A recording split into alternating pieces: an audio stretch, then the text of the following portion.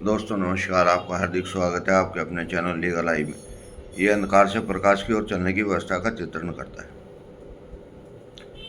दोस्तों आज हम विचार करेंगे कि ईश्वर ने ये जो हमें शरीर दिया है, क्या इसके बाहर भी कोई अस्तित्व है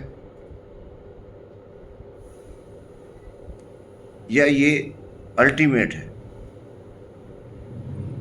अब विषय ये है कि अगर हम इसको अल्टीमेट मान लेते हैं तो हम इसके साथ कोई भी छेड़खानी करके बदलाव नहीं कर सकते। लेकिन अगर अल्टीमेट नहीं मानते तो जो इसकी सामर्थ्य है उसको हम बढ़ा नहीं सकते। अब हमारे पास दो प्रश्न हैं। एक ये कि इसको अल्टीमेट मान के कर्म करना बंद कर दें, और एक ये कि इसको अल्टीमेट मान के इसमें और प्रयत्न करके इसकी एफिशिएंसी बढ़ाएं। जब भी किसी चीज़ को बढ़ाने की बात आती है तब आपको एक स्वप्न देखना पड़ता है कि इसमें इम्प्रूवमेंट क्या किया जाए, और वो इम्प्रूवमेंट लॉ ऑफ नेचर के अकॉर्डिंग मिलता है। एक चित्रकार जब तक उसके मस्तिष्क में कोई परिकल्पना नहीं होती तब तक वो पत्थर को काट के किसी देवी देवताओं की संरचना नहीं बना सकता, और ये संरचना बनाने का काम ही अल्टीमेट से ऊपर है, क्योंकि वही शरीर आपको दिया है, वही शरीर दूसरे बंदे को दिया है, वही तीसरे को दिया है, लेकिन जिसके अंदर विचारों की शक्ति दी है, उसको क्रियान्वित करने के लिए साधन दिए हैं, वही ईश्वर की प्राप्ति कर सकता है। ईश्वर ने उसको दिया है कि इस अल्टीमेट शरीर को भी तुम चेतन करके और अल्टीमेट बना सकते हो। वो कैसे बना सकते हैं? आप विचार करें कि वैज्ञानिक करते क्या हैं। वो एक घड़ी बनाते हैं, वो अच्छा टाइम देती है, समय का निर्देश देती है, लेकिन और अध्ययन करते हैं, उसमें और एफिशिएंसी बनाते हैं और उसको और बेटर परफॉर्मेंस देते हैं। उसकी खूबसूरती भी आ जाती है, उसका सौंदर्यीकरण भी हो जाता है और उसकी एफिशिएंसी एक्यूरेट होती है। आप दूसरी व्यवस्था को देखें। एक चित्रकार एक चित्र बनाता है, बहुत से लोग उसमें गलती निकाल के चले जाते हैं, लेकिन अगर वो ये कहे कि इसमें सुधार करके जाओ तो कोई भी आदमी सुधार करने की कैपेसिटी में नहीं है, क्योंकि वो जानता ही नहीं उसको। जो उसका मैन्युफैक्चरिंग नहीं जानता तो उसमें सुधार कैसे करेगा।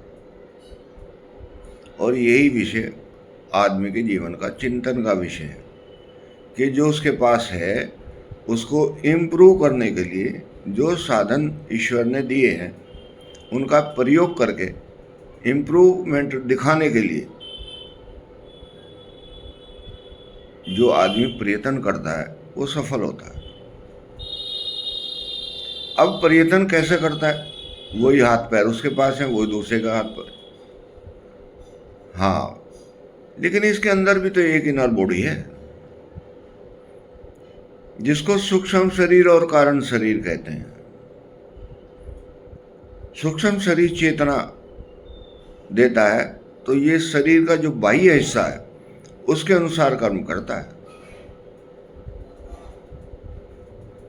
किसी आदमी ने कोई बात कही, आपके चेतना में क्रोध आ गया और उस क्रोध के फलस्वरूप उसने निर्देश दिया कि इसको एक थप्पड़ लगा दो। वो भूल जाता है कि ये उसका कार्य क्षेत्र नहीं है, लेकिन थप्पड़ लगा देता है। बाद में चाहे उसके लिए सब माफ़ी मांगनी पड़े या जेल जाना पड़े, ये विषय बिल्कुल अलग है। लेकिन उस समय उसके दिमाग में ये बात बिल्कुल नहीं आती कि मैं बुद्धि के प्रयोग से इस अवस्था को कुछ समय के लिए टाल दूं और चिंतन करूं और चिंतन क्या करें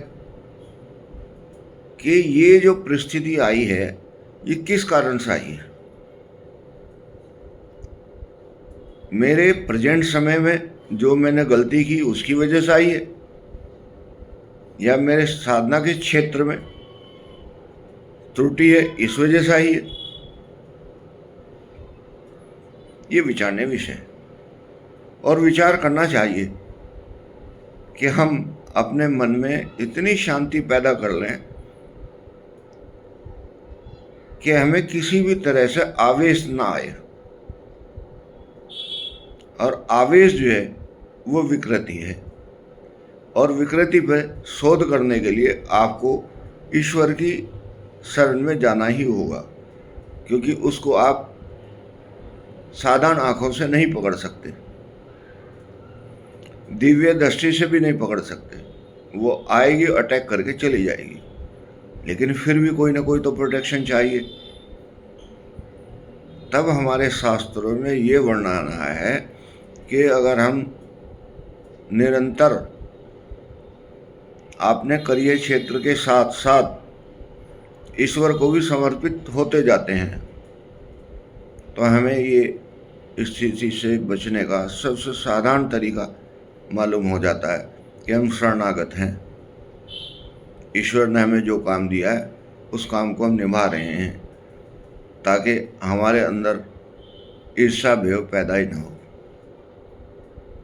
इसके लिए सुबह शाम प्रार्थना, जाप और ध्यान मूल सैद्धांतिक रूप हैं। जब आप अपने मकान में बाहर से आते हैं और अंधकार होता है तो आपको दिया जलाना ही पड़ेगा रोशनी के लिए।